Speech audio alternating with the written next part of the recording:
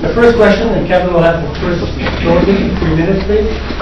What can the residents of Kelowna and St. Paul expect from you if you become a member of Parliament? After Kevin, Ross will be speaking. Ed Hiebert. Thank you. Democracy is not a spectator sport. I'd like to thank everyone for being here because this is one of the very few times that you actually can have an opportunity to help set the agenda. And if democracy is the rule, you should be in a position to be able to help to set the agenda, not just now, but 24/7, 365 days of the year. I do not have the time to go ahead and give you my platform or what I will be doing in government. If you go through my sheet, I think you'll have that. I'd like to bring forward very relevant pieces of information that we have very little time in this to see. For example, democracy is not a spectator sport. We have had 2 alternative forums. In both of the previous forums, your government leader for this area was not there. After she was asked where was she during the first one, she responded that she was actually door-to-door knocking as opposed to being at the one. And from one of the people who I sent out a piece of literature, I sent out the whole bunch that I was doing, and I said my main objective is to unseat Joy Smith in order to have greater democracy for this area. Here's what one person wrote. Why would you want to unseat Joy Smith? She has lots of experience, is a Christian, and really cares about her job. My question is, what is she doing door knocking and telling you there that she's not prepared to tell you publicly in a forum such as this? For example, abortion is a real issue. So same-sex marriage. She may be telling you certain things as to what she wants to do on that. However, I can give you a direct quotation of what Mr. Harper said when he was interviewed in Quebec, where he said, under no uncertain terms will we allow anyone to deal with that issue in Parliament.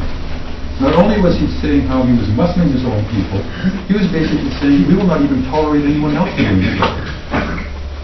The question I asked, what is she telling you privately, door to door, and what is being told to us? These are some of the, and what I'm just simply presenting to you, there's ways in which we can deal with one another in fairness and openness, and that is the kind of stuff I'm giving you an example of. Even today, we can move in that direction. Thank you. Well, thank you so very much, and I do compliment you, Mr. Newton, for putting on this very interesting debate. Of course, I'm prepared. When you're in government, you're always the target, and so this is going to be lots of fun tonight.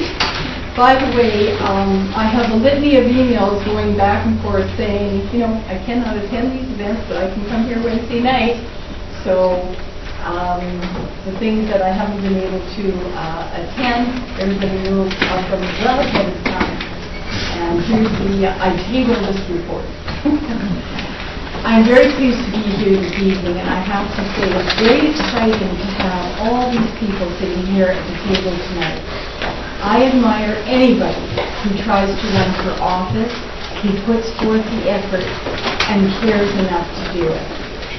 It truly is a sacrifice, and you always have interesting things that go on along the way that you don't expect. So the tenacity of all these people sitting here, I greatly admire. I am very pleased to be here this evening. I know I've been very hard in my ride until then in St. Paul.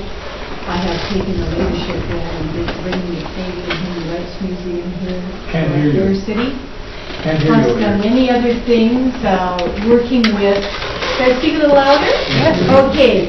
Plus I've done many things in terms of working in my community. I love Kildonan and St. Paul. I think that we have the best riders in Canada, I have to say that, and the most diverse. And I think that listening to what the people have to say and taking your voice to Ottawa is of paramount importance. And having said that, I ride on my track record because I have been here for 2 elections. You know me very well. I have sent a lot of information out with you. In fact, a little bit too much information this summer. We had a staffer in Ottawa. I had everything ready for 6 months, and the staffer sent it all in July and August. So you really got a lot of stuff. Too much. But funny things like that can happen sometimes, but the important thing is to work very hard, listen to the constituents, and participate in community. And that's what I believe, I dare say all of us have that kind of goal in mind. But here tonight, I'm very, very proud of our Conservative Party of Canada. I'm very, very proud of our Prime Minister. And this is a very important election because what you're deciding on is the future of our country. Who can best lead the future of our country? And my main concern is the recession that's going on in the U.S. and how it affects our country. Those are things we have to consider, and Kildonan St. Paul will make those choices at the ballot box October 14th. Thank you.